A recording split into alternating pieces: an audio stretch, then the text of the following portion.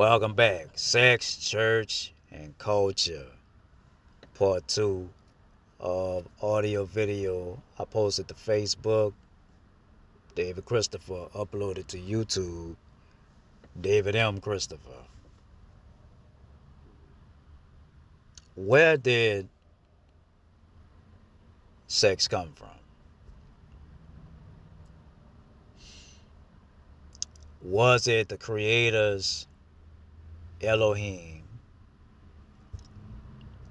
original design and plan for humans, his creation, human beings, and his creation, but particularly human beings, to have have sex or just have sex? And then 3, if he did, why has it and is it ruining so many lives? Has it brought so many lives to ruin and still bringing lives to ruin? Everybody know sex scientifically by definition means intercourse or sexual relations between two people of the opposite sex. Opposite sex.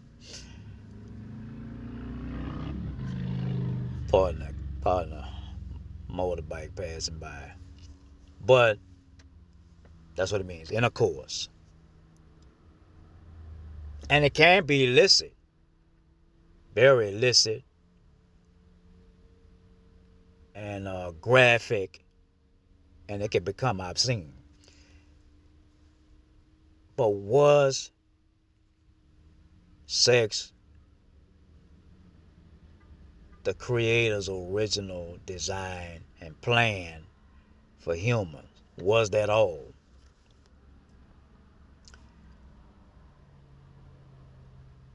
We would have to study and, do an analysis of through the book of beginnings, Genesis.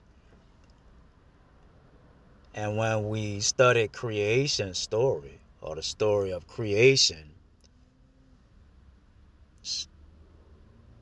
sex was not an initial part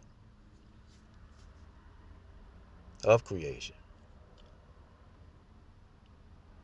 There was only one man, Adam.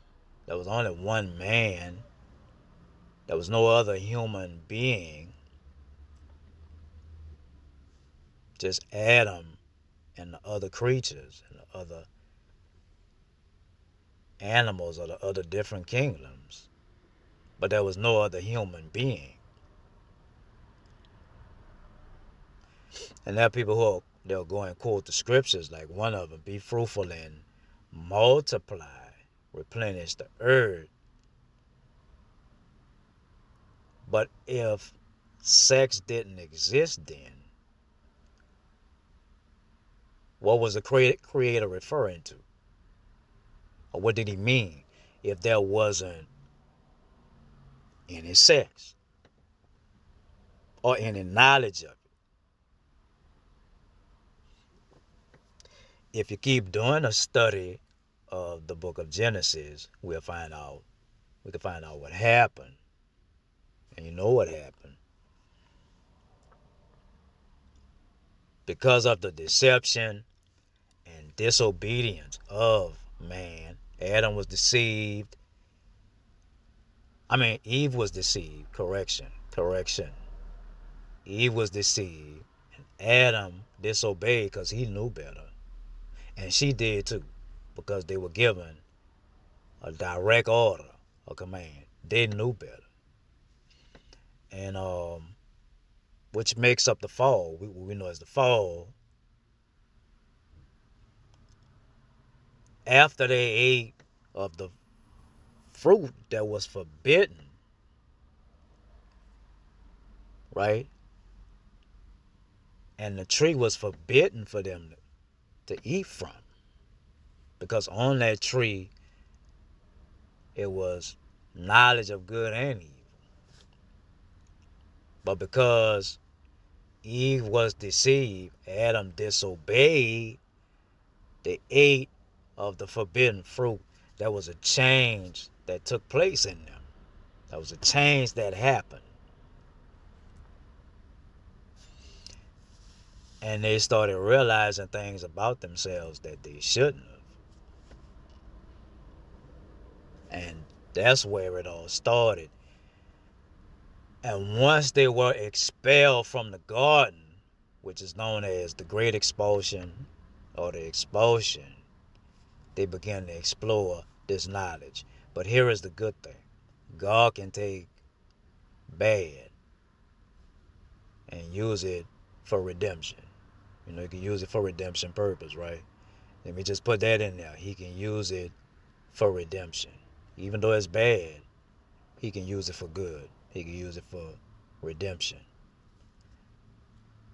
So the chief adversary, he knew about that knowledge because he was there. He was there. He saw everything. The dark angel, he saw everything. And he's taken this knowledge, this forbidden knowledge, and he's destroying human beings with it. Y'all remember I told a story about the young OF star, the OnlyFans star, slept with 100 men in one night. Then she set a goal to sleep with 1,000. Now here's an update. There's some other news I got. She has a husband.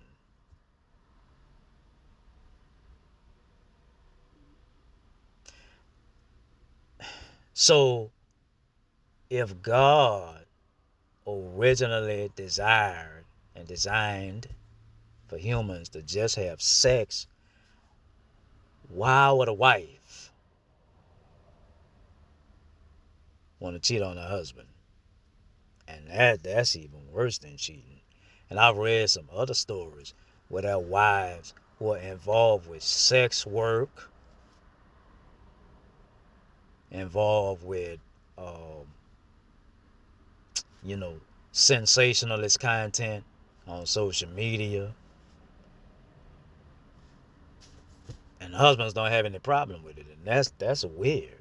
I'm like, you cool and okay with other men, you know, exploring your wife? You know, I don't get it. But if that was his original design and desire for mankind, why is it ruining so many lives? Why is it?